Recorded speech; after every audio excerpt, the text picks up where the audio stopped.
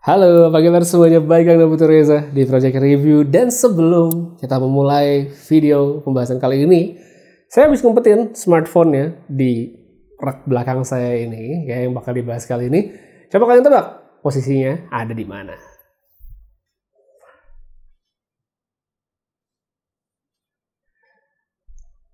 Nah, ini dia. Ada yang lihat gak tadi? Ini dia nih, smartphone tipis banget nggak tuh?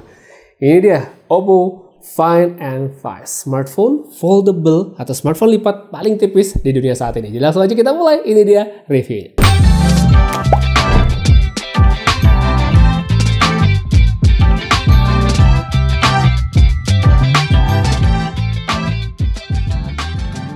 Nah ini dia, jadi si Oppo Find N5 yang emang smartphone paling tipis di dunia saat ini untuk kategori foldable. Kita udah bisa lihat tadi diselipin di rak buku, nggak kelihatan ya bagi sebagai orang mungkin nggak ngeh. Terus kalau kita cek juga di sini, stebelnya itu udah mirip atau hampir banget mepet sama USB-C. Habis itu yang keren lagi, dia tuh sekarang udah bisa nyambung ke MacBook. Wah ini mind blowing sekali. Bahkan dia bukan produk Apple gitu, tapi bisa nyambung. Specs nggak dikorbanin, tetap kencang, baterai gede. Tapi untuk kamera gimana? Ntar ya, di belakang kita bahas. Tapi sebelum lebih lanjut, boleh ya bantu support video ini. Boleh di like, boleh di share, di dislike juga nggak apa-apa. Apapun itu, makasih banyak. Buat yang penasaran sama harga nih, ini satu poin yang menurut saya sangat menarik dari Oppo Find N5 ini, karena promonya itu kayak wow, luar biasa gitu pas saya pertama kali tahu. Jadi dia harganya itu adalah di Rp27.999.000. Angka yang sebenarnya cukup pasaran untuk sebuah produk foldable begini. Tapi promonya adalah setiap pembelian Oppo Find N5 itu kita bakal dapat Oppo Watch X2, smartwatch terbarunya Oppo yang rilisnya barengan sama smartphone ini. Dan kalau dibeli sendiri itu harganya Rp5.999.000, 6 juta ya handphonenya ya, pre-ordernya 2799, bonusnya seharga 6 juta. Saya tuh sampai nanya ulang ke orang Oppo Indonesia, soalnya kayak promonya kayak apa ya, value-nya tuh too good to be true sebenarnya. Smartphone-nya baru, smartwatch-nya baru dibanding dengan harga promo, itu mantep banget sih. Oke lah, sekarang kita balik lagi ke handphone-nya. Highlight udah pasti smartphone foldable paling tipis di dunia. Ini beberapa kali saya ulang, baru awal padahal. Lebih tipis dari tumpukan koin-koinnya, 2 koin seperti ini. Lebih tipis juga dibandingkan smartphone lipat lain yang ada di pasaran saat ini.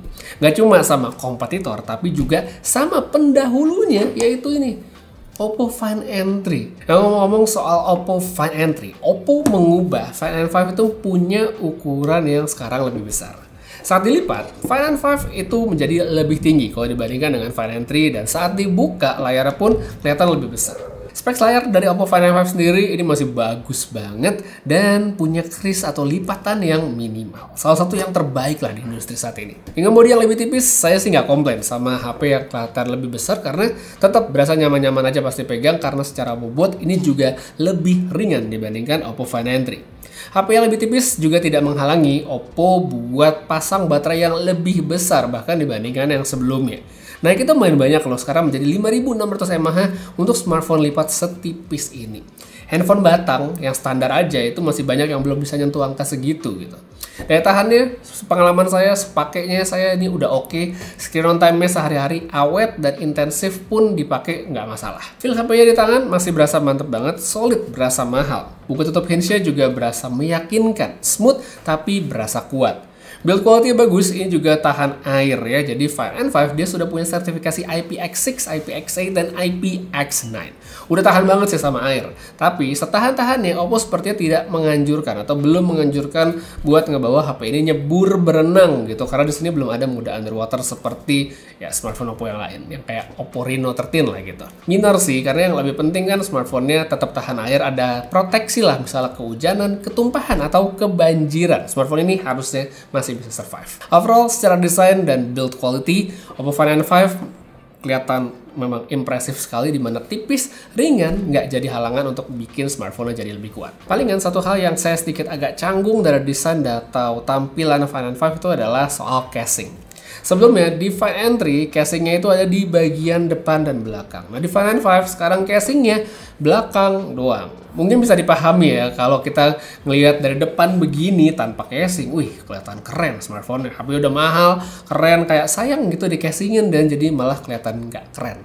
Apalagi casing belakangnya juga kan kelihatannya lebih tipis ya, feel premium berasa dari material dan handlingnya. Oppo juga lebih pede karena kalau saya cek di website itu layar luarnya sudah dilapisi dengan micro crystalline glass yang dikatakan lebih kuat, nggak gampang pecah. Kalau dari klaim durability sih sebenarnya cakep ya, cuma kalau saya ngelihat sendiri segi simetrisnya tuh kayak agak gimana gitu ya, kayak gatel lagi di sebelah. Tapi kalau menurut kalian gimana? Mendingan casingnya depan belakang kayak kemarin atau belakang doang supaya smartphone-nya tetap kelihatan premium kayak gitu saja di bawah. Kemudian sekarang kita ngomongin soal specs, ini juga penting banget. Oppo seperti biasa nggak kaleng-kaleng nih di Find N5. Tenaganya dipercayain sama Snapdragon 8 Elite, RAM dengan 16GB dan storage-nya 512GB di unit yang saya pakai sekarang. Yang unik menurut saya yaitu di spek tadi adalah Snapdragon 8 Elite ya. Soalnya flagshipnya Oppo yang lain kayak Find X8 Pro itu pakainya adalah Dimensity 9400. Ada dualisme chipset di flagshipnya mereka. Tapi mungkin ini kayak pingin ngasih alternatif ya, kali aja ada user yang lebih prefer ke salah satunya. Performa secara umum udah mantep, smooth banget, rasa flagship sebagaimana mestinya. Pemakaian sih harusnya nggak ada masalah ya, karena dengan spek seperti ini untuk standar smartphone di 2025 itu udah bisa ngapain aja. HP layar lebar begini pastinya paling enak buat multitasking. Ngebuka lebih dari satu aplikasi sebelah-sebelahan itu nggak masalah banget ya N5. Mulus, nggak ada lag-lag. Multitaskingnya Oppo juga unik ya, dari N3 kemarin kita bisa buka 3 vertikal seperti ini atau bisa juga dengan 2 vertikal plus 1 window full size yang kita bisa zoom out untuk lihat semuanya. Terus, smartphone begini juga enak ya buat dipakai nonton, berasa lebih lega. Apalagi layarnya emang udah bagus dan sangat memanjakan mata. Untuk kebutuhan lain kayak produktivitas, edit video, ini juga cocok banget. Layar besar plus specs kenceng, ini bikin lancar. Export alias render tuh cepet, nggak pakai lama, di resolusi yang tinggi sekalipun seperti 4K. Habis itu, kalau buat gaming, nah ini sih ya udahlah ya. Ya, nyaman, lancar. Kalau buat standar saya sebenarnya simple. Bisa main Pokemon TCG Pocket, main Honkai Star Rail, main Wuthering Waves, atau Zen Legend Zero dengan lancar dan settingan tinggi, itu udah cukup banget. Lihat aja dari average FPS masing-masing game ini, ya saya sih udah happy dengan si Oppo Find N5. Kalau ada yang mungkin penasaran soal suhu, ya secara umum memang pasti dia bakal naik, bakal pelan-pelan, bakal berasa sedikit lebih anget ya, terutama di bagian back cover nih yang ada kameranya. Nggak sampai yang panas banget kok selama kita mainnya bukan di tempat yang panas gitu, misalnya siang bolong di bawah matahari kita main, ya nggak kayak gitu. Tapi kalaupun ada sedikit tips ya saya kasih, misalnya ngerasa handphonenya agak anget dan kurang nyaman, kalau main kayak gini nih kan biasanya orang megang seperti ini, kita balik aja kayak gini, jadi kita pegang bagian layarnya, dan ini akan membuat kita nggak ngerasain panas dari smartphone ya, karena pemrosesan mesin segala macam tuh biasa dari sini. Kalau kita pegang begini udah nggak berasa, soalnya di layar pun itu suhunya berasa jauh lebih rendah dan nyaman. Selain soal performa yang tadi udah pol banget, highlight lain dari Oppo Find N5 menurut saya itu ada di bagian softwarenya. Ini bagian yang menurut saya mind blowing, sungguh out of the box, tapi sekaligus keren banget. Fitur-fitur AI yang sebelumnya sudah ada pun ya tetap bisa dipakai dengan baik dan sudah mendukung bahasa Indonesia. Contoh seperti AI untuk nulis caption, terus fitur translate juga ditingkatkan dan sekarang bisa nampilin terjemahan di layar luar saat dilipat. Ini bisa dipakai kalau kita lagi ngobrol tatap muka dengan bahasa yang berbeda. Terus untuk fitur kirim-kirim file ke device Apple, ini juga masih bisa banget di sini, tapi Oppo tidak berhenti di situ dan malah ngelunjak menurut saya. Ngelunjoknya luar biasa tapi positif ya, karena sekarang Oppo Find N5 bisa connect ke MacBook, bahkan bisa screen mirroring sampai dikontrol ala pakai mouse dan keyboard. Udah kayak macam pakai TeamViewer built-in di handphone. Kalau buat saya sebagai user Mac ya, tepatnya di sini saya pakai Mac Mini untuk workstation di kantor. Ini tuh guna banget sih ya, karena mungkin emang pemakaiannya situasional. Tapi misal saya lagi butuh, saya lagi nggak di rumah, saya nggak ada akses ya, gimana mau bawanya gitu Mac Mini kan. Tapi saya ada file yang spesifik mungkin ketinggalan di MacBook, entah ada data yang lupa saya copy, atau mungkin ada editan yang mesti saya benerin ya dengan Final Cut dan segala macam ya.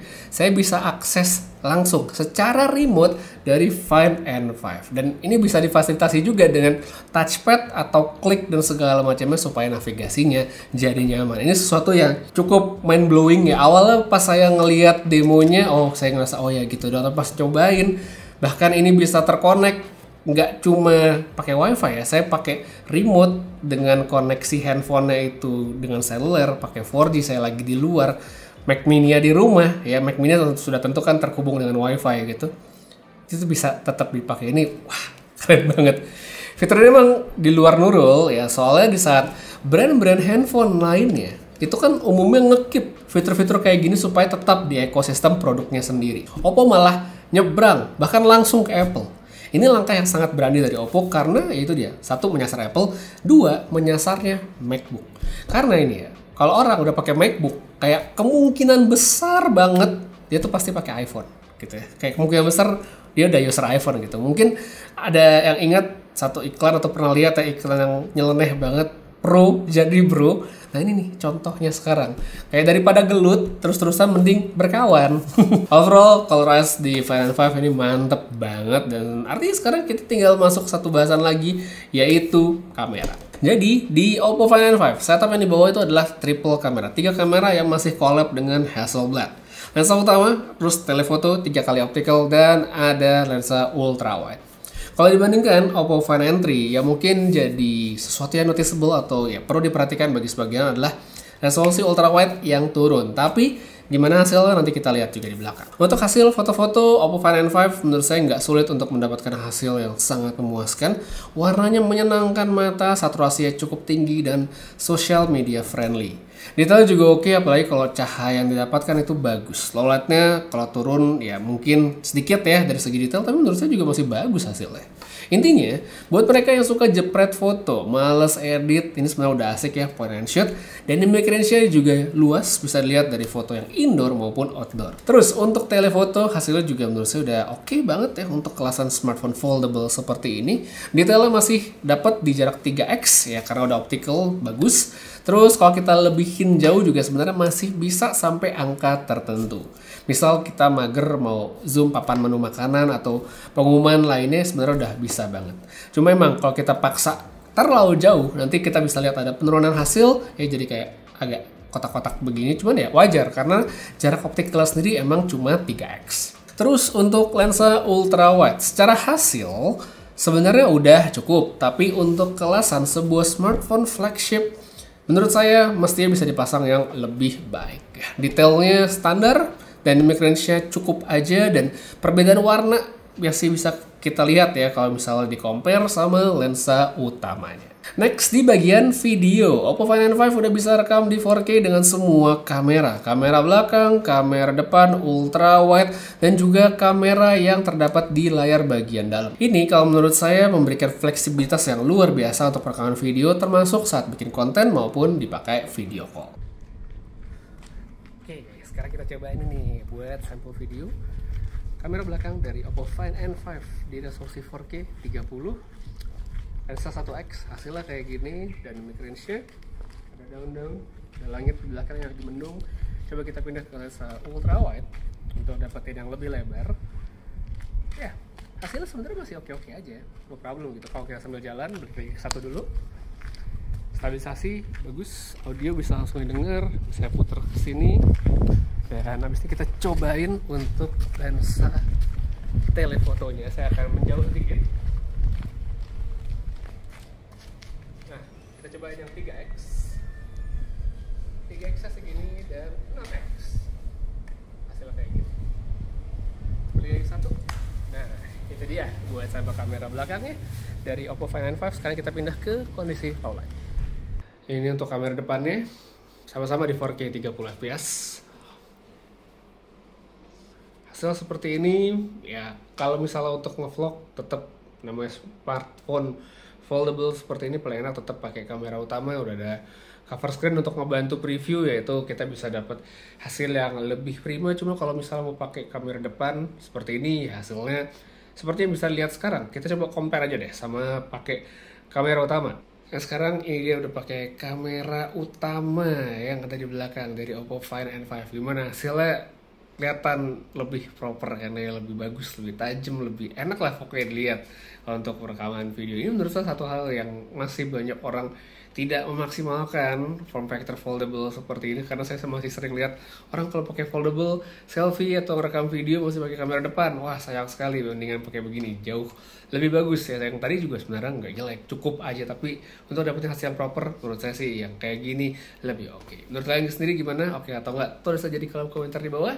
Satu lagi, abis ini kita masuk ke kesimpulan dari Oppo Find N5, worth it atau enggak untuk beli, langsung aja kita check it out. Jadi kalau misalnya saat ini kalian sedang di momen-momen untuk ganti smartphone baru, mau coba handphone foldable, handphone lipat, dan ingin yang tidak ribet dan tidak mengecewakan tentunya, nggak susah buat saya untuk merekomendasikan Oppo Find N5. Ini juga tentunya berlaku untuk user Find N3 ya, karena peningkatan dari seri sebelumnya ke sini itu nggak sedikit. Chipsetnya lebih kencang, HP-nya lebih tipis, baterai lebih gede, fitur software juga lebih keren. Saya nggak menemukan kekurangan yang berarti di smartphone ini. Ya, palingan yang mungkin bagi sebagian orang menjadi poin pikiran itu adalah lensa ultrawide-nya aja. Saya nggak bilang jelek, tapi untuk sebuah smartphone flagship yang harganya tinggi, kayak terasa kurang spesial kemampuannya. Tapi intinya, kalau buat saya, Oppo Find N5 udah daily driver material banget ya, karena memenuhi atau mungkin lebih tepatnya pas sama kebutuhan saya. Mulai dari performa yang kenceng, enak buat main game, kamera juga udah cukup banget. Terus satu fitur, connect ke Mac. Wah, ini saya ngelihat ke depan pastinya bakal kepake banget. Jadi kalau misalnya kalian ngerasa juga punya kebutuhan ya mirip sama saya, mungkin ini adalah smartphone yang cocok banget untuk dipertimbangkan. Untuk lebih detailnya, kalau mau lihat promo segala macam, saya taruh linknya aja pada kolom deskripsi yang ada di bawah. Untuk sekarang, guys, kita aja dulu buat sedikit sharing dan review dari Oppo Find N5, smartphone foldable tertipis di dunia saat ini. Makasih banyak tonton sampai habis. Putri Riza pamit, sampai ketemu lagi di video berikutnya, dan seperti biasa, have a nice day.